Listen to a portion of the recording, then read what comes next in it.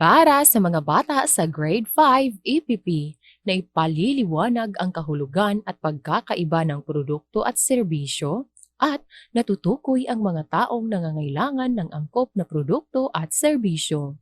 Mga bata, sa araw na ito, pag-aralan natin kung paano na ipaliliwanag ang kahulugan at pagkakaiba ng produkto at serbisyo at natutukoy ang mga taong nangangailangan ng angkop na produkto at serbisyo.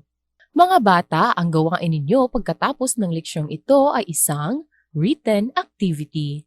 Mga bata, pakibuksan ang inyong RVI Learning Materials page 7. Sa impormasyon inyong makikita at mababasa na ang mga produkto ay mga ani o bunga at mga kalakal tulad ng pagkain, damit, gamot, appliances, sabon, alahas, sasakyan at iba pa. Maari din itong bagay na gawa ng mga producer o negosyante para matugunan ang pangangailangan ng pamayanan. Mga bata, mayroong dalawang uri ng produkto. Una, durable goods. Ito ay mga kagamitang maaaring gamitin ng matagalan. Halimbawa, damit, cellphone, sapatos, computer, alahas at sasakyan. Pangalawa, non-durable goods. Ito ay mga produktong madaling maubos o karaniwang ginagamit.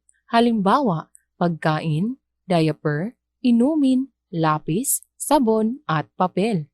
Mga bata, ang dalawang uri ng produkto parehong nakatutugon sa pangangailangan ng tao. Ang kaibahan nila ay ang durable goods. Ang durable goods ay nagagamit ng pangmatagalan, samantalang ang non-durable goods ay madaling nauubos. Ang mga serbisyo naman ay ang isang uri ng paglilingkod o pagsisilbi gamit ang kaalaman at kasanayan sa lipunan. Ito ay nahahati sa sektor gaya ng una, propesyonal.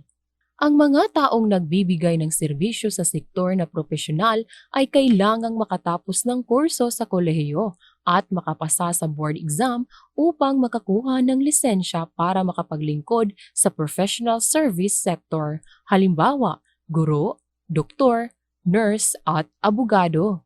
Pangalawa, teknikal. Ang mga taong nagbibigay ng serbisyo ng teknikal ay nangangailangan ng kaalaman sa paggawa ng mga bagay o pagkukumpuning mga gamit ang kaalamang teknikal.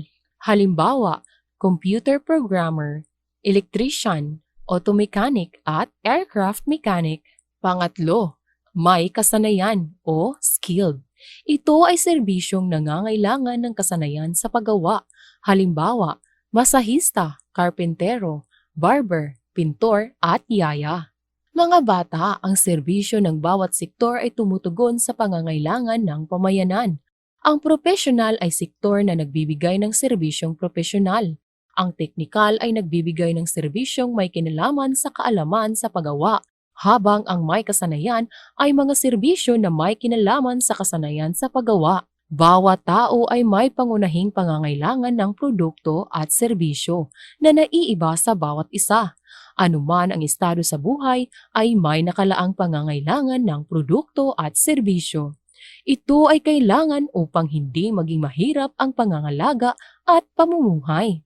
Ngayon mga bata, para sa ating halimbawa, tukuyin natin kung sino ang nangangailangan ng produkto at serbisyo. Mga bata, tingnan at pag-aralang mabuti ang larawan na inyong makikita sa inyong RBI Learning Materials. Mga bata, ang larawan na inyong nakikita ay ang baby diaper. Ang baby diaper ay isang uri ng produkto na napabilang sa non-durable goods dahil madali itong nauubos. Ito ay ginagamit sa mga sanggol. Ngayon mga bata, sa susunod na larawan, tingnan at pag-aralang mabuti. Ang inyong nakikita ay larawan ng isang doktor. Ang doktor ay taong nagbibigay ng propesyonal na serbisyo sa mga matatanda at may sakit. Siya ay nakatapos ng kurso sa kolehiyo at nakapasa sa board exam upang maging ganap na doktor. Ang serbisyo ng doktor ay napabilang sa propesyonal na sektor. Ngayon mga bata, para sa inyong gawain, tukuyin ang nangangailangan ng produkto at serbisyo. Isulat ang sagot sa loob ng kahon. Ngayon mga bata, oras na para gawin ninyo ang inyong gawain.